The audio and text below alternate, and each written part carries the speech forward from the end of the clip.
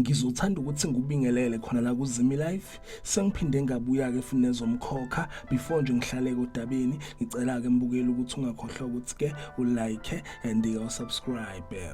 Namhlanje ngiphethe kamathiza omkhokha izinto nje okumele kuyilindele lapha kumkhokha kuloke leli week esikulona.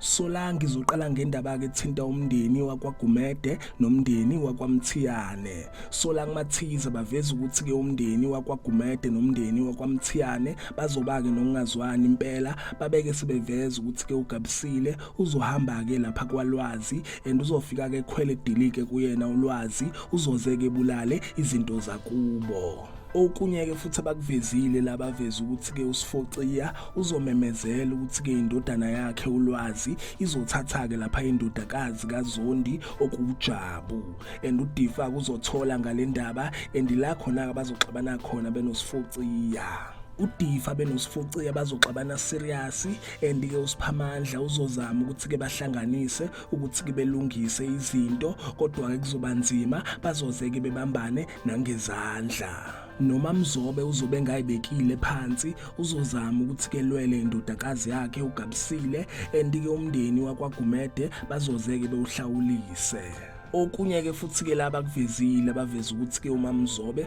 uzobe ke sepakishisa kuGabisile impahla and uzobe ke semhambisa lapha kwaMthiyane ngenkane, uzofika ke batshele kwaMthiyane ukuthi ke ubalethele umakoti wabo.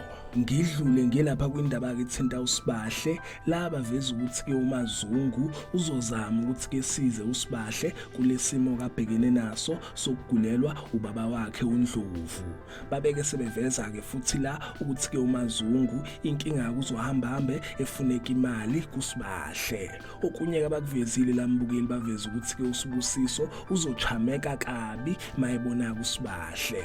So aphelalana ke mbukela amathiza omkhokha akuloke leli week esikulona. Ngicela ke mbukeli ungakhohlwa ukuthi ke ulike and usubscribe. Ake ngithi ke nje danke, ngiyazi bongela.